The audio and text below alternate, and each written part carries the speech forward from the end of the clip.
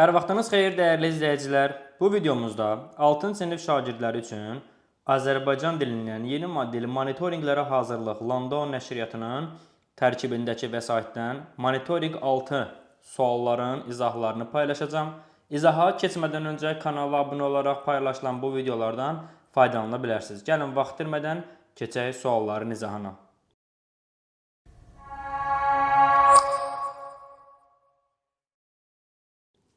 Birinci mətnimiz qayıdış mətnidir. Siz mətni özünüz oxuyarsınız.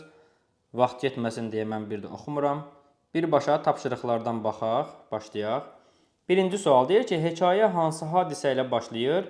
Sakitlik dolu kənddə günəşin doğması ilə. Bəli, hekayə ilə bu ifadə ilə başlayır. Tank səslərinin kəndə narahat etməsi ilə yox. Cavidanın uşaqlıq xəyallarının darmadağın olması ilə yox. Cavidanın qaçqın düşərgəsində yaşaması ilə yox. Mətn belə başlayır ki, sakit bir gündə günəşin parlaq şəfəqlərinin saçdığı bir gün başlayır, amma o günün davamı daha pis nəticələnir mətnə görə, ona görə A variantı doğru cavabdır. İkinci sual, Cavidanın dostları ona necə kömək edirlər? Müharibə vaxtı o ağır yaralanır və dostları onu yaralı halda döyüş meydanından çıxara bilirlər. Döyüş meydanından çıxarırlar, bu doğru fikirdir. Döyüşdə tək buraxdılar, yanlışdır. Şuşaya doğru irəlilədilər, yanlışdır. Onun yerinə döyüşdülər, yanlışdır. Nə edilər? Birinci növbədə Cavidanı döyüş meydanından çıxardırlar. 3. Mətnin əsas mövzusu nədir? Qaçqın həyatı, xeyr. Hərbi döyüşlər, yox, bu da deyil. Torpaq sevgisi və mübarizə, bəli, bu uyğun gəlir. Ailə münasibətləri deyil. Mətndə əsas məsələ vətən sevgisidir və bu vətən sevgisinə, torpaq sevgisinə görə onun üçün aparılan mübarizədən bəhs olunur. Cavab C variantıdır. Dördüncü sual. Cavidanın sevinç göz yaşlarının səbəbi nə idi? Ailəsinin sağ qalması, xeyr. Sağlamlığının bərpa olunması, xeyr. Torpaqların azad olunması, bəli, bu doğru fikirdir. Ortada qalması, xeyr. Cavidan ona görə sevinç göz yaşlarına boğulur ki, torpaqların azad olunması xəbərini verir atası ona. 5. Cavidanın xəstəxanada dediyi ilk söz nə idi? O gözünü açar-açmaz Şuşa deyir. A variantı Şuşa bizim doğru variantımızdır. Cavidanın uşaqlıq xəyallarını darmadağın edən nə idi? Zəlzələ yox, kənddəki yanğın, xeyr, təbii fəlakət, yanlışdır bu da. Müharibə, bəli, onun uşaqlıq xəyallarını dağıdan, onu öz yaşadığı kəndindən, elindən, obasından qaçqın salan başlayan müharibə olur. Ona görə cavab D variantıdır. 7. Mətnə uyğun gələn başlığı seçin. Vətən sevgisi, elə bu uyğundur. Müharibənin ilk günləri uyğun deyil, çünki sonrakı günləri haqqında da məlumat var. Cavidanın böyük qələbəsi demək doğru olmaz, çünki burada vətənin qalibiyyətidir. Qaçqın həyatı və dostluq da yanlışdır, vətən sevgisi, bəli. 8. Hansı hadisə daha sonra baş vermişdi? Cavidanın ailəsi kənddən köçür. Cavidan ön cəbhəyə yazılır. Ön cəbhəyə yazılması bu daha sonra olub, A-dan A getdi. Cavidanın xəstəxanada yaralı vəziyyətdə yatır, bəli, B də getdi, C daha sonra baş verir. Cavidanın atası kəndin gözəlliklərindən danışır, bu daha əvvəl olur. Deməli, ən son olan Cavidanın xəstəxanada yaralı vəziyyətdə yatması və gözünü açıb Şuşa deməsi olur. 9. Uyğunsuzluğu müəyyən eləyin. Cavidanın ailəsi Şamaxıya pənah gətirir. Şamaxıya yox, Bakıya. Bu səhv fikirdir. Baxın, yanlışın altında işarə qoyulub. Yanlışdır fikir, yanlışın altında işarə qoyulub. Deməli, burada bir uyğunluq var. Vətən müharibəsi başlayanda Cavidan oradan qaçdı. Bu yanlış fikirdir, amma doğrunun altında iz var. Demək ki, burada bir uyğunsuzluq var. Cavidan vətən müharibəsində ön cəbhədə döyüşür. Bu doğru fikirdir. Doğrunun qarşısında işarə qoyulub. Deməli, burada uyğunluq var. Şuşanın azad edilməsi xəbəri Cavidanı sevindirir. Bu doğru fikirdir. Doğrunun altında işarə var. Deməli, burada uyğunluq var. Uyğunluq harda pozulub? Doğru fikri, baxın, doğrunun altında qoyulan işarə, çünki bu fikir yanlışdır. Yanlışın altında qoyulmalıdır bu işarə. Deməli, B bəndi bizim düzgün cavabımızdır. 10.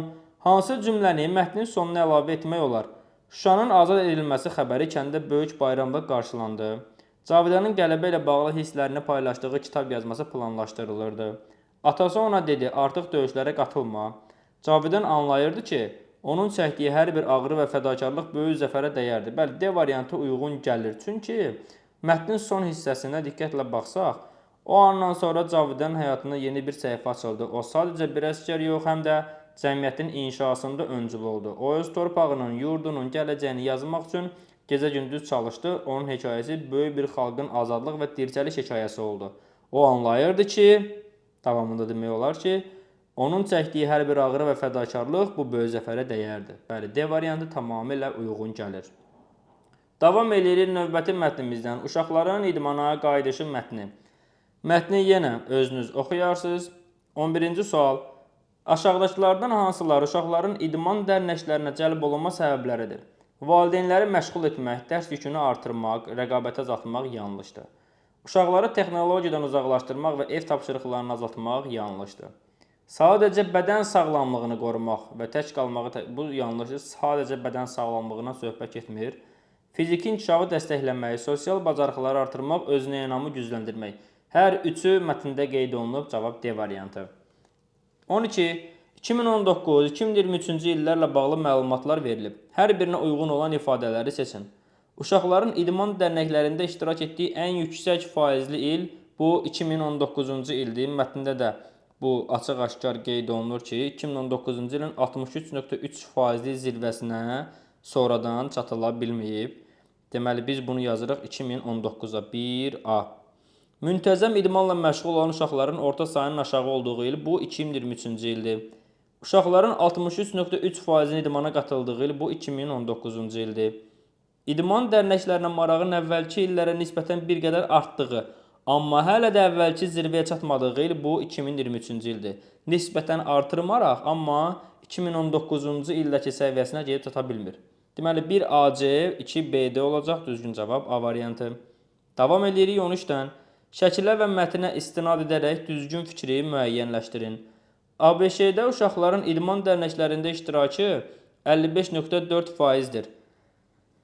Bu haqda şəkildə məlumat var. Elə 55.4% ABŞ-də doğru fikirdir bu. Bizdən doğru fikir istəyirsə, elə A bəndi bizim cavabımız olar. Çində uşaqların idman dərnəklərində iştirakı ən yüksəkdir. Ən yüksək yox, tam tərsinə ən aşağı olan Çindir. Baxın, Çin 25%-dir. Digərlərində heç biri 25%-dən az deyil. Hər birində 25%-dən yuxarıdır. Çin ən aşağı olandır. Pandemiyadan sonra iştirak səviyyəsi əvvəlki illərin göstəricilərini keçib yox, keçməyib. Bu yanlışdır. Yaponiyada uşaqların idman dərnəklərində iştirakı 45%-dir. 45 deyil, 28%-dir. Yanlış fikirdir. Gəlin onu da sxemdən sizə göstərim. Yaponiyada 28% göstərici var. Deməli, burada doğru cavabımız olacaq A variantı. 14. Mətnə əsasən bu barədə məlumat verilməmişdir. Pandemiyadan sonra uşaqların idmana marağında müəyyən artım müşahidə olunur, düzdür bu. Basketbol ən çox seçilən idman növü kimi qeyd olunub. Bu da düzgün fikirdir. Valideynlər uşaqlarını idmana yönəltmək üçün xüsusi təlimlərə cəlb olunublar. Valideynlər təlimə cəlb olunmayıblar. Bu yanlış fikirdir. Uşaqlar daha çox icma əsaslı və məktəblərarası proqramlara üstünlük verirlər. Bu doğru fikirdir. Yanlışımız olur C variantında. Şəkildən və mətndən çıxış edərək yanlış fikirləri istəyir. Çində uşaqların idman dərnəklərinin iştirakı 25% ilə ən aşağıdır. Doğrudur bu. Statistikaya görə pandemiyadan sonra idmana maraq bərpa olunmağa başlayıb. Doğrudur. Futbol ABŞ-də ən çox seçilən idman növüdür. Xeyr, futbol yox, basketboldur. Futbola aid deyil, yanlışdır. Rusiyada uşaqların idman dərnəklərində iştirakı 50%-dir. Rusiya 50% deyildi. Faiz dərəcəsi göstərim şəkildən 34%-dir göstərilən sxemdə. Deməli, bu da yanlış fikirdir.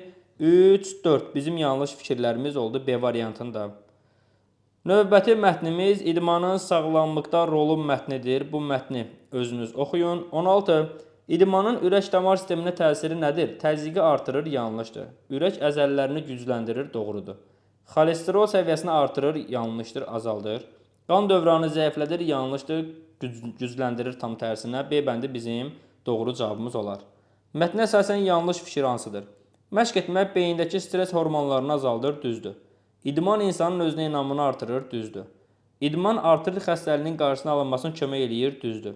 Məşqlər zamanı yaddaş və yaradıcılıq qabiliyyət kimi əqli bacarıqlar zəifləyir, yanlışdır. Belə bir məlumat yoxdur. 18. İdman zamanı hansı hormon ifraz olunur? Təbii ki, endorfin hormonu mətndə qeyd olunur, cavab C variantı. İdman əzələlərə necə təsir edir? Onu gücləndirir. Əzələ kütləsini azaldır, yanlışdır. Əzələləri zəifləndirir, yanlışdır. Əzələləri gücləndirir, doğrudur. Məşq zamanı əzələlərə zərər verir, yanlışdır, cavab B variantı. Mətnə əsasən idman hansı həyat tərzini təşviq edir? Oturaq həyat tərzindən yanlışdır. Pasiv həyat tərzindən yanlışdır. Sağlam həyat tərzindən doğrudur.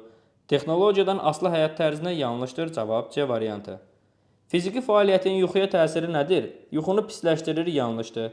Yuxu hormonlarını azaldır, yanlışdır. Yuxu keyfiyyətini yaxşılaşdırır, doğrudur. Gecə yuxusuzluğunu artırır, yanlışdır. Təbii ki, fiziki fəaliyyət yuxuya müsbət təsir edir, yəni keyfiyyəti yaxşılaşdırır. 22. Mətnə əsasən verilmiş cümləni tamamlayın. Müntəzəm məşqlər həm də bədən çəkisini tarazlaşdırır və piyələnməni artırır, yox, artırmır, yanlışdır. Və xəstəliyin yaranmasına səbəb olur, yanlışdır. Yaddaşı zəiflədir, yanlışdır. Piyələnmənin qarşısını alır, doğrudur. Yəni, müntəzəm məşqlər bədən çəkisini taraz saxlayır, piyələnmənin qarşısını alır. 23. Mətnə əsasən, mətndə nədən bəhs edilir? İdmanın sağlamlığa təsirindən, doğrudur. İdman yarışlarından, yanlışdır. İdmanda qazanılan uğurlardan, yanlışdır. Məşq zamanı komanda birliyindən, yanlışdır. İdmanın sağlamlığa təsirindən danışılır mətndə. Mətnə zidd olan fikir hansıdır? Oturaq həyat tərzi insanın sağlamlığını gücləndirir. Bu, mətnə zidd olan fikirdir. Yəni, səhv fikirdir, elə doğru cavabdır bu. İdman zehni sağlamlığa müsbət təsir göstərir. Bu, doğru fikirdir. Fiziki fəaliyyət sümük sağlamlığını yaxşılaşdırır. Bu, doğru fikirdir. İdman stresin azaldılmasına kömək edir, doğru fikirdir. Mətndə zidd olanı, yəni yanlış fikir istəyir, ona görə cavab A-dır. 25. Hansı sözün mənası səhv göstərilib, yazılıb? Endorfin xoşbəxtlik hormonudur, doğrudur. Hormon, daxili sekresiya vəzləri tərəfindən ifraz olunan bioloji fəal maddə, düzdür. Depressiya, sevinç əhval-ruhiyyəsinin, nikbinliyin, ətraf aləmə marağın artması, tamamilə tərsinə. Depressiyada bədbin olursan, ətraf aləmə maraq azalır, sevinc qətiyyən olmur burada. Yəni, bu yanlışdır. Artrit, oynaqların kəskin və ya xroniki iltihabı, bu doğru fikirdir. Yanlışımız olacaq C variantında. Dəyərli izləyicilər, monitoring 6-nın da izahının sonuna gəldik. Kanala abunə olaraq paylaşılan bu videolardan faydalana bilərsiniz. Bizə dəstək olmaq istəyirsinizsə, videolarımızı bəyənin, paylaşın, çoxlu rəylər yazın. Sağ olun, növbəti izahlarda görüşərik.